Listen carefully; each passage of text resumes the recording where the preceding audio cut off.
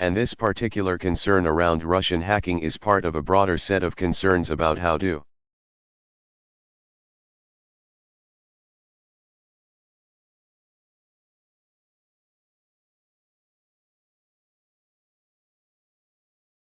we deal with cyber issues being used in ways that can affect our infrastructure.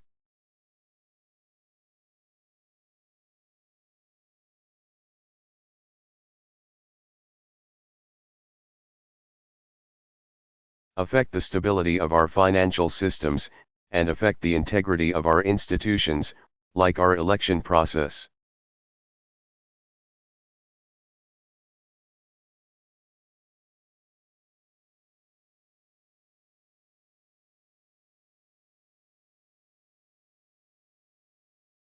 I just received a couple weeks back, it wasn't widely reported, on a report from our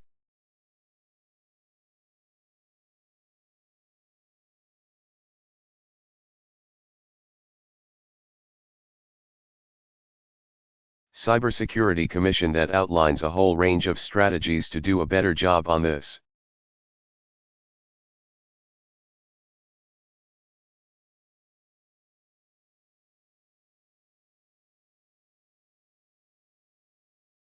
But it's difficult, because it's not all housed. The target of cyber attacks is not one entity, but it's widely dispersed.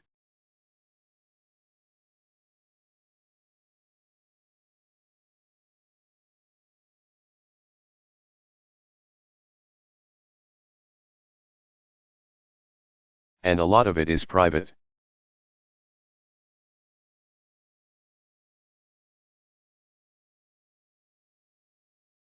Like the DNC.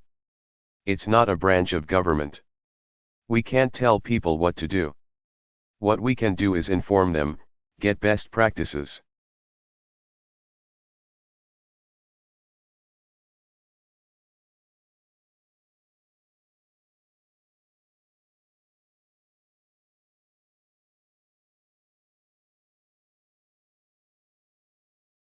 What we can also do is to, on a bilateral basis, warn other countries against these kinds of attacks.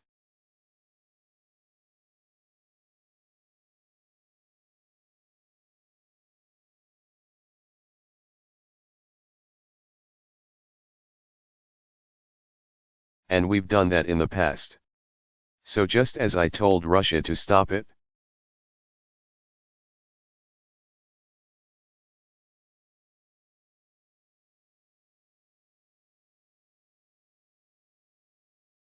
and indicated there will be consequences when they do it, the Chinese have, in the past.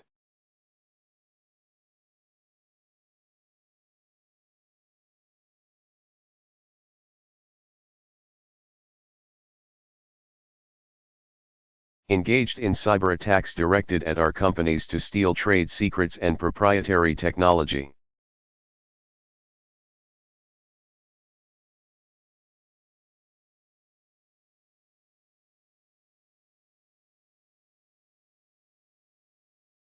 And I had to have the same conversation with Prime Minister or with President.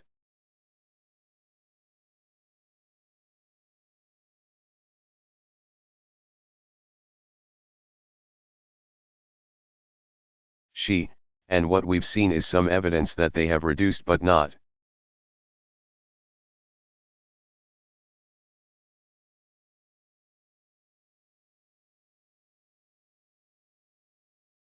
completely eliminated these activities, partly because they can use cutouts.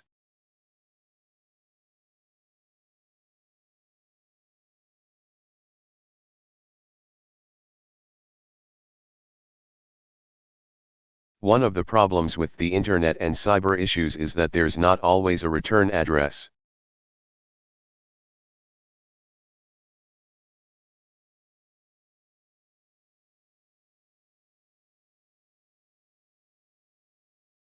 And by the time you catch up to it, attributing what happened to a particular government can be difficult.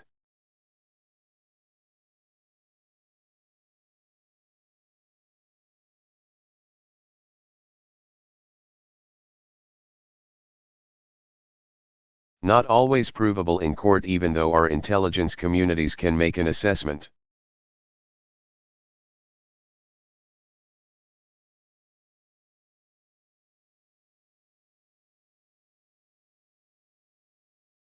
What we've also tried to do is to start creating some international norms about this to prevent some sort of cyber arms race.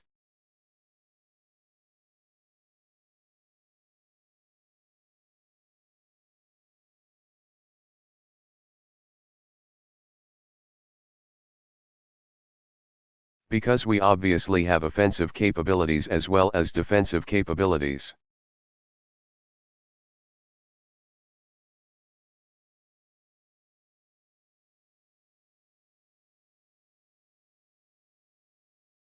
And my approach is not a situation in which everybody is worse off because folks are constantly attacking each other back and forth.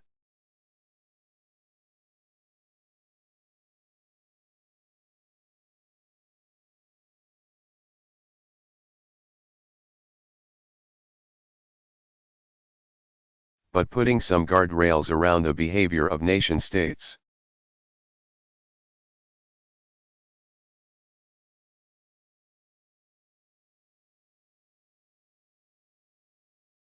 Including our adversaries, just so that they understand that whatever they do to us we can potentially do to them.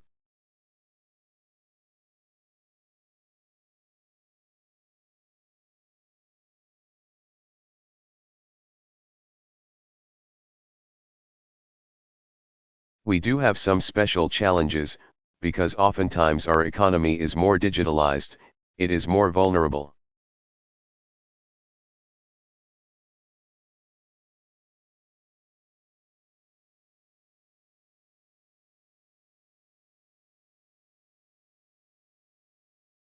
Partly because we're a wealthier nation and we're more wired than some of these other countries.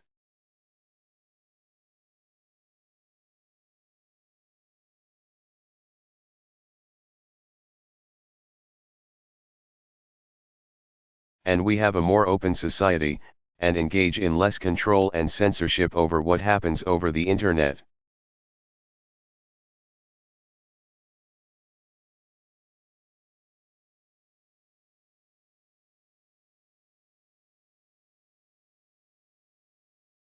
Which is also part of what makes us special.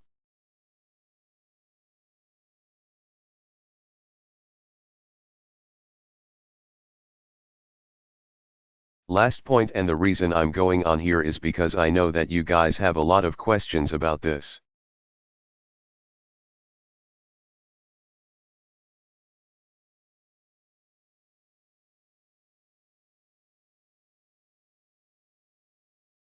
And I haven't addressed all of you directly about it.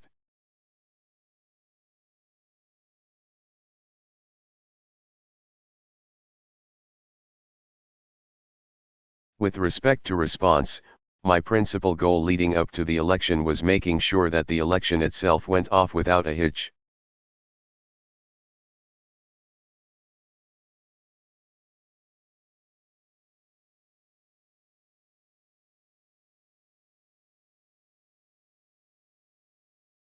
That it was not tarnished, and that it did not feed any sense in the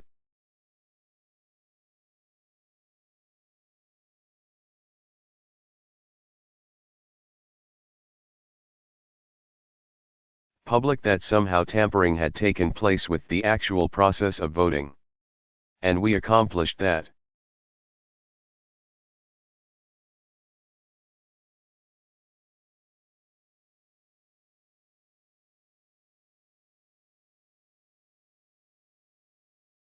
That does not mean that we are not going to respond.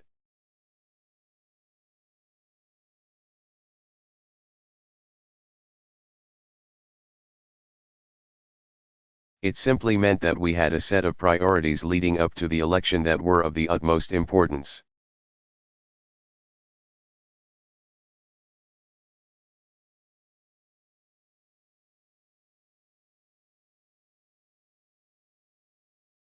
Our goal continues to be to send a clear message to Russia or others not to do this to us.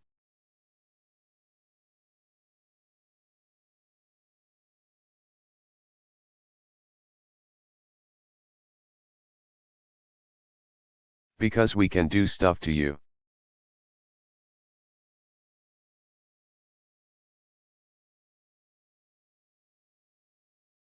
but it is also important for us to do that in a thoughtful, methodical way.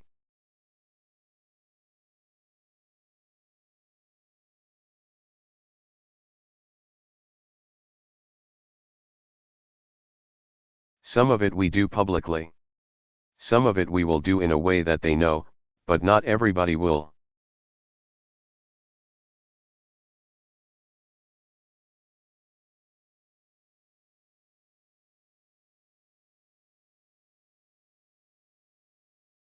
And I know that there have been folks out there who suggest somehow that if we went out there and made big announcements,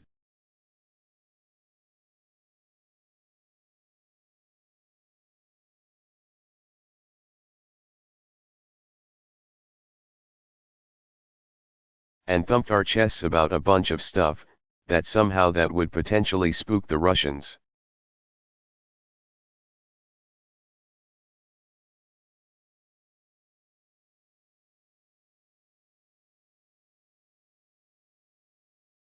But keep in mind that we already have enormous numbers of sanctions against the Russians.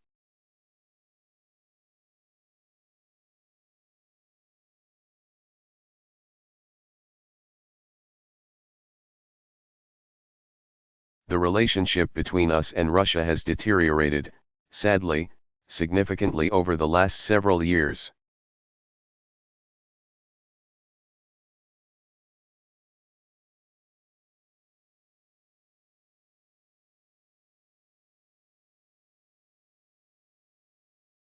And so how we approach an appropriate response that increases costs for them for behavior like this in the future.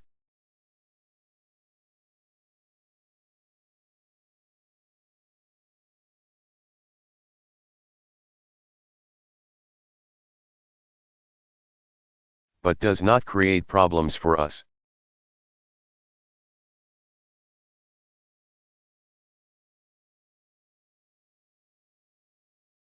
Is something that's worth taking the time to think through and figure out. And that's exactly what we've done.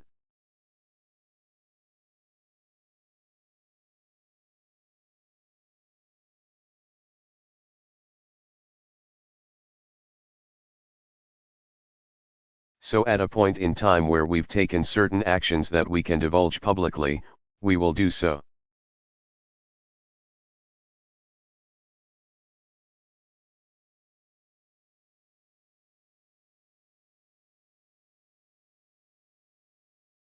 There are times where the message will be directly received by the Russians and not publicized.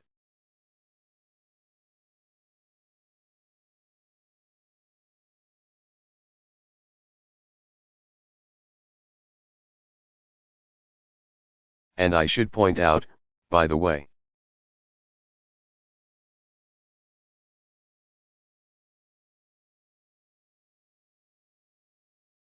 part of why the Russians have been effective on this is because they don't go around announcing what they're doing.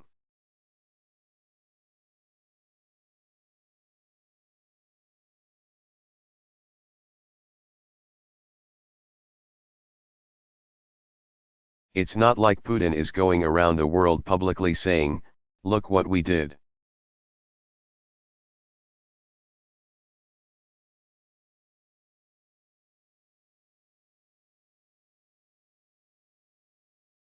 Wasn't that clever?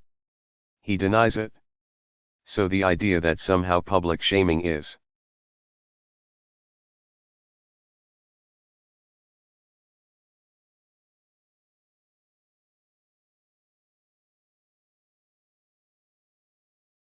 going to be effective, I think, doesn't read the thought process in Russia very well.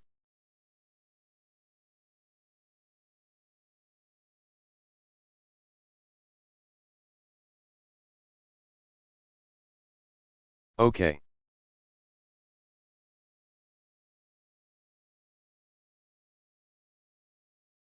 Question: did Clinton lose because of the hacking?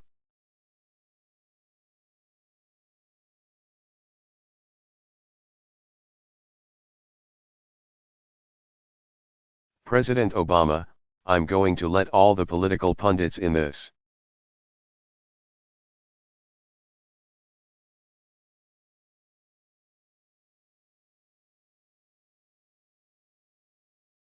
town have a long discussion about what happened in the election.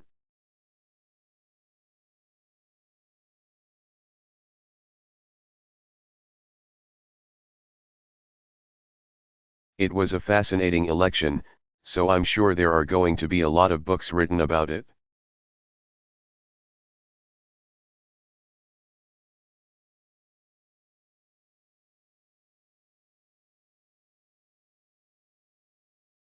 I've said what I think is important for the Democratic Party going.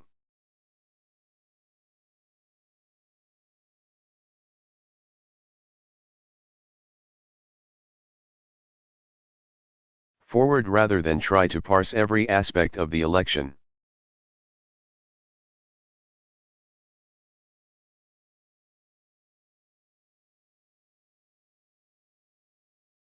And I've said before, I couldn't be prouder of Secretary Clinton, her outstanding service.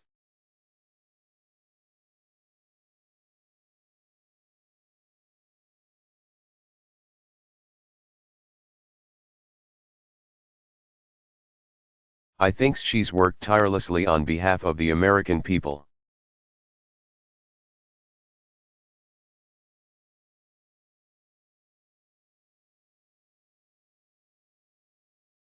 And I don't think she was treated fairly during the election.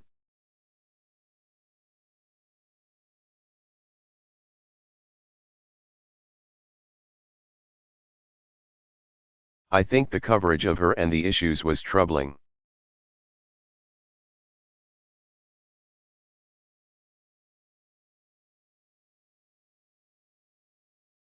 But having said that, what I've been most focused on appropriate for the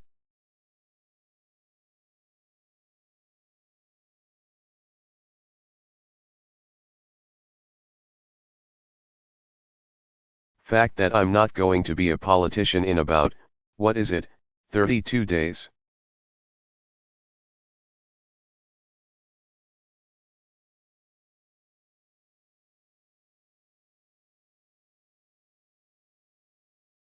"31?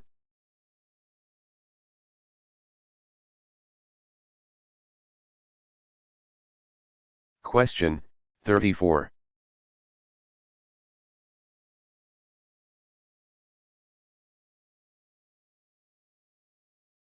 President Obama, 34?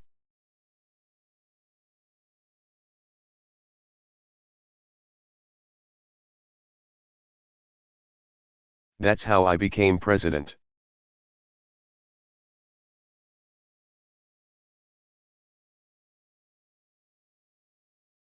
I became a U.S. Senator not just because I had a strong base in Chicago.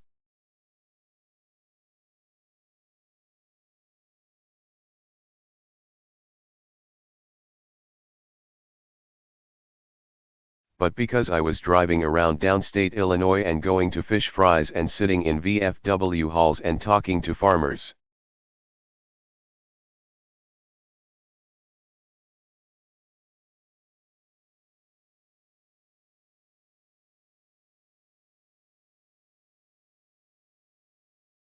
And I didn't win every one of their votes, but they got a sense of what I was talking about.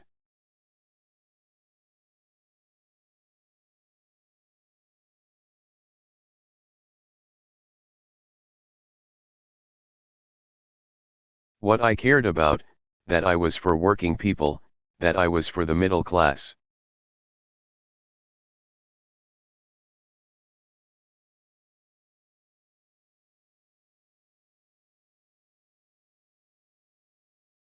That the reason I was interested in strengthening unions, and raising the minimum wage, and rebuilding our infrastructure.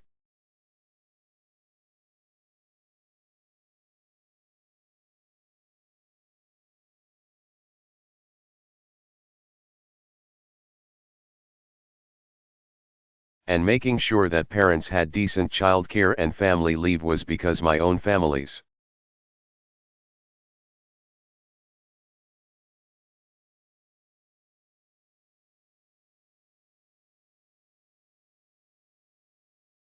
History wasn't that different from theirs, even if I looked a little bit different. Same thing in Iowa.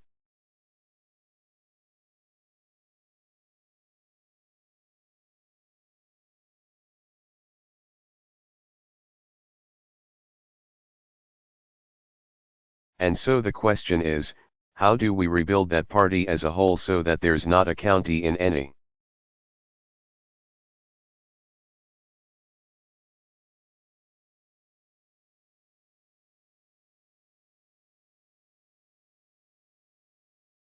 State I don't care how red that we don't have a presence and we're not making the argument.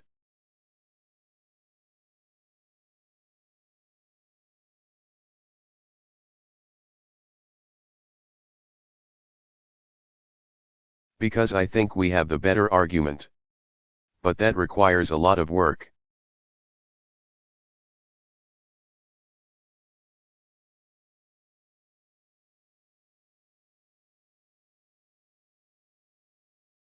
It's been something that I've been able to do successfully in my own campaigns.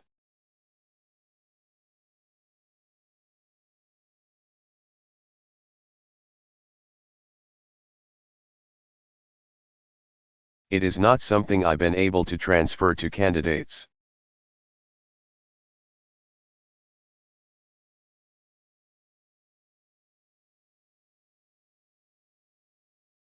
In midterms and sort of build a sustaining organization around.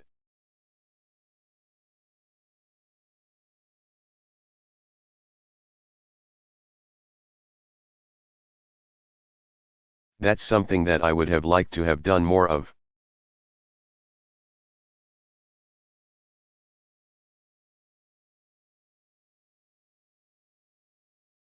But it's kind of hard to do when you're also dealing with a whole bunch of issues here in the White House.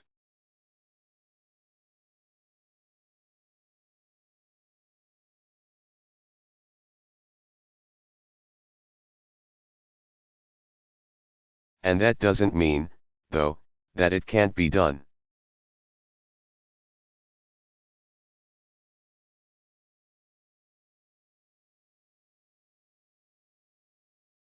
And I think there are going to be a lot of talented folks out there.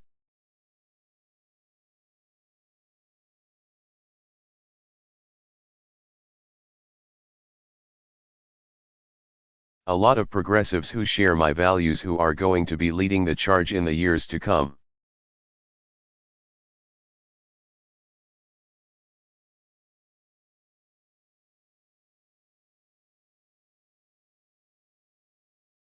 Michelle Kosinski of CNN.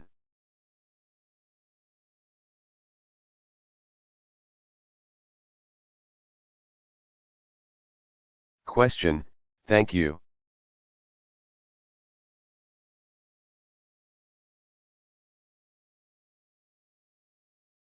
So this week we heard Hillary Clinton talk about how she thinks that the FBI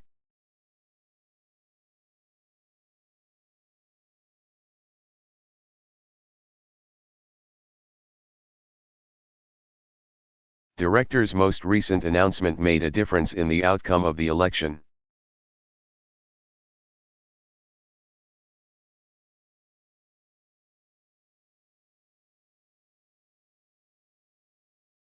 And we also just heard in an op-ed her campaign chairman talk about something being deeply broken within the FBI.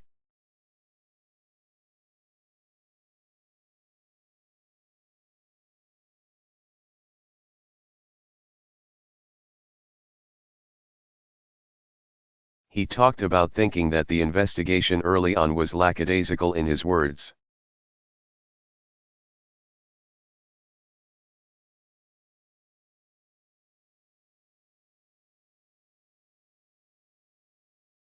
So what do you think about those comments?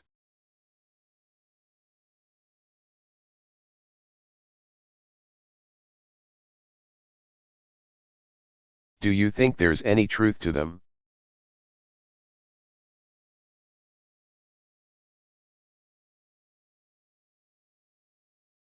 Do you think there's a danger there that they're calling into question the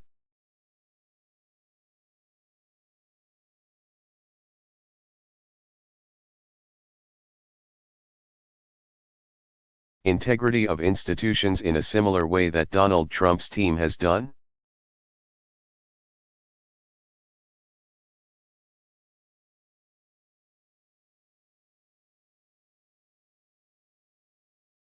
And the second part to that is that Donald Trump's team repeatedly, I guess,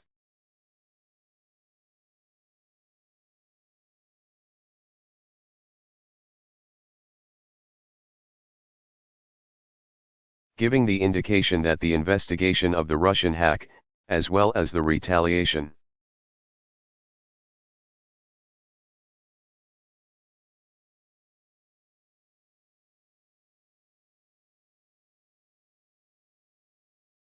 might not be such a priority once he's in office. So what do you think the risk is there?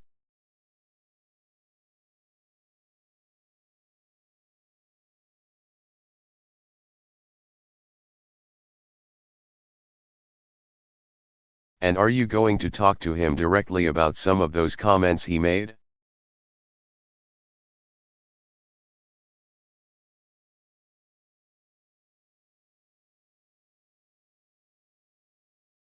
President Obama, well, on the latter point, as I said before,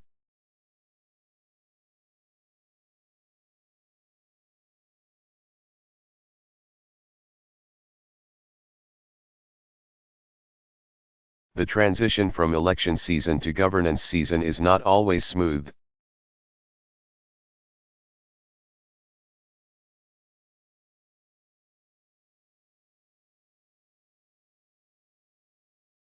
It's bumpy. There are still feelings that are raw out there.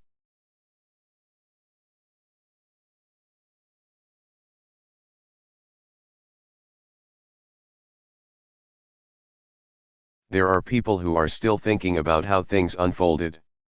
And I get all that.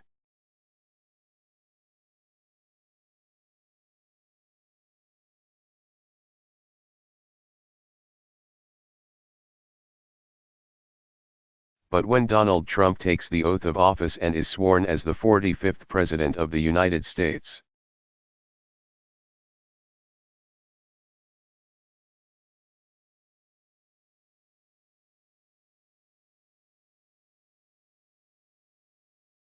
then he's got a different set of responsibilities and considerations.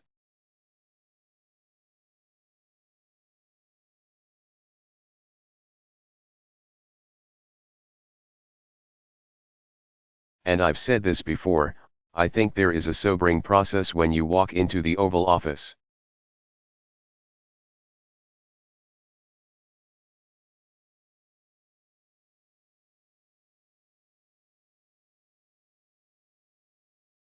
And I haven't shared previously private conversations I've had with the president-elect.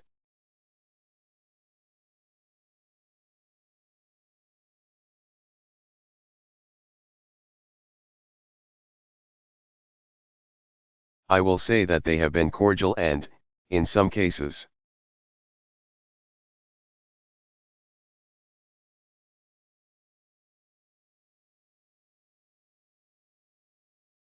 have involved me making some pretty specific suggestions about how to ensure that regardless of our obvious deep disagreements about policy,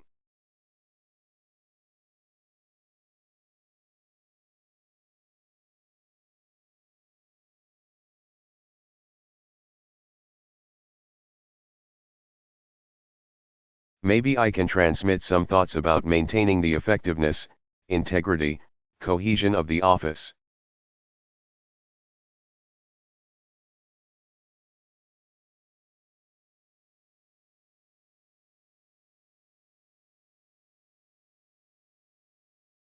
Of various democratic institutions.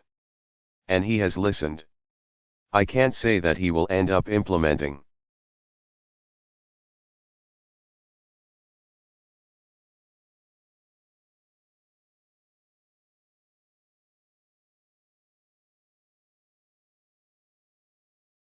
But the conversations themselves have been cordial as opposed to defensive in any way.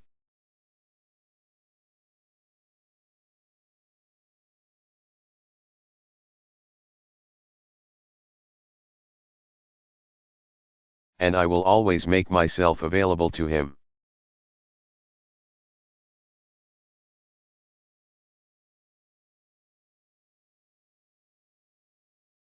Just as previous presidents have made themselves available to me as issues come up.